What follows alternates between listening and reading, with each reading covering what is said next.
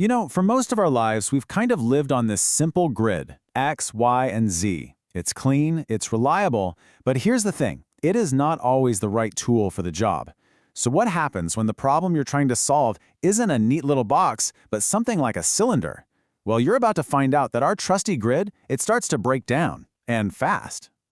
And that's a totally fair question, right? I mean, the Cartesian coordinate system, it works so well for so many things. So why would we ever bother inventing a whole new way to describe a point in space? Well, it turns out that trying to force a round peg into a square hole is just as clunky and inefficient in math and engineering as it is in real life. Just take a look at this. This could be a coaxial cable, a pipe, maybe even an antenna.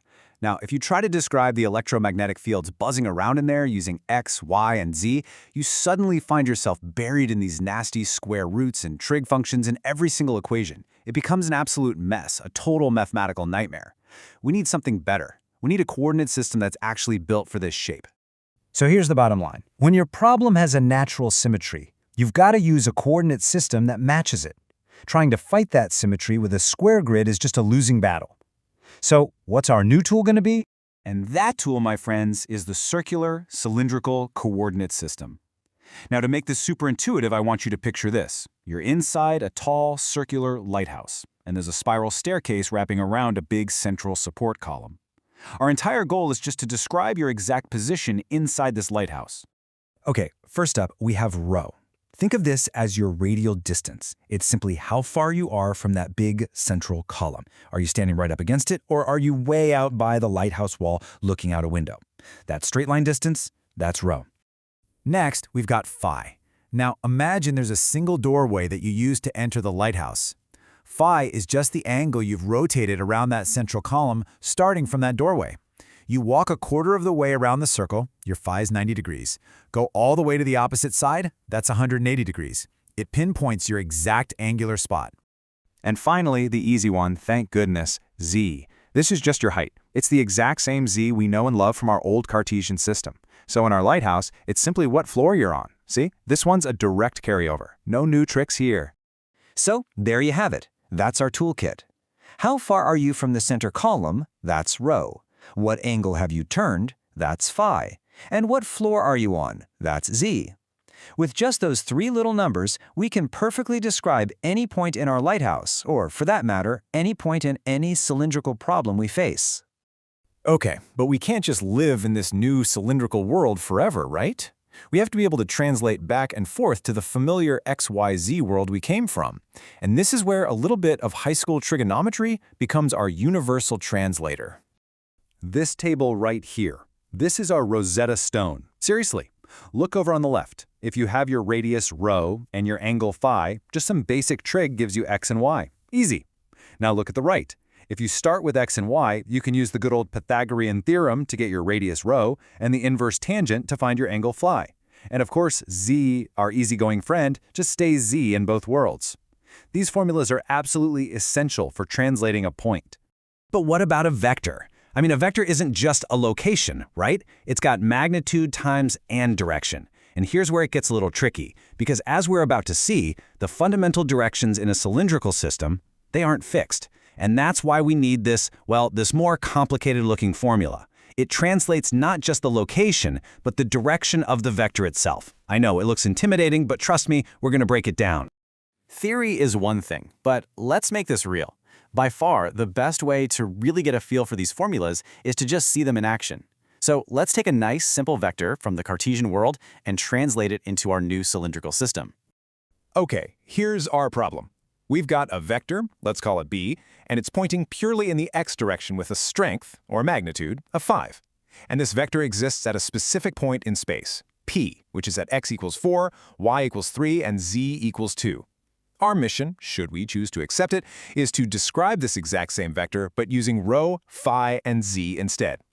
And we're not just going to wing it. We're going to tackle this with a super clear two-step plan. First, we need to figure out the location of our point P in cylindrical coordinates.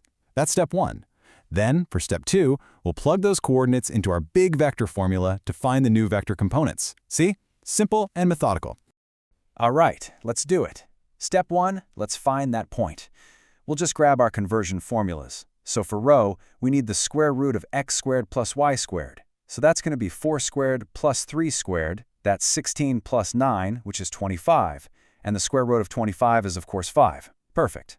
Now for phi, we take the inverse tangent of y over x. So that's 3 over 4. Punch that into a calculator, and you get about 36.87 degrees. And z, well, z is just 2. So our new point P is right there. 5, 36.87 degrees, 2. Step 1, done. Now for the main event, step 2, the vector components. We look back at our big formula. The new rho component is just bx times the cosine of phi. Our bx was 5, right? So 5 times the cosine of our angle, 36.87 degrees, gives us 4. The phi component is times negative bx times the sine of phi. So that's negative 5 times the sine of 36.87 degrees, which gives us negative 3. And that's it. Our final vector, b, is exactly what you see, 4 in the rho direction minus 3 in the phi direction. Now, before we wrap this up, I have to point out the single biggest conceptual trap that people fall into when they're first learning this stuff. It's a really subtle but an absolutely critical difference between the Cartesian and the cylindrical systems. Please pay close attention to this part. This idea is so important, I'm actually going to use the exact words from the source text by Sadaku. It says, the unit vectors a rho and a phi are not constant in direction. That one sentence right there is the absolute key to mastering cylindrical coordinates. I mean, think about it for a second. In our old Cartesian system, the x direction is always the same direction. It doesn't matter if you're in your kitchen or on the moon, positive x is always positive x. It's a fixed universal constant. But in our Lighthouse, the radially outward direction or the tangential direction completely changes depending on where you're standing on that circle. So here's the crucial takeaway. The a rho direction at 0 degrees points a completely different way than the a rho direction at 90 degrees. The direction itself is a function of your position, specifically of your angle, phi. Forgetting this one little detail is what leads to some major headaches in vector calculus down the line. So after all that, what have we actually learned? Well, you've just unlocked a brand new way of looking at the world. You've got a new mathematical superpower that's going to simplify an entire class of really important physics and engineering problems. So let's do a super quick recap. Here are the 3 keys to remember. 1. Always visualize that lighthouse to keep rho, phi, and z straight in your head. 2. Translate carefully. Use those conversion formulas and be extra careful when you're dealing with vectors. And 3, most importantly, never, ever forget the gotcha. Those cylindrical unit vectors change direction depending on where you are. So, I'll leave you with this question. Now that you have this powerful new tool in your toolkit, how does it change your perspective? The next time you look at a wire or a pipe or an antenna, can you see that underlying cylindrical symmetry? What problems that once seemed really messy and complicated now look, well, kind of elegant and simple? Let that one sink in.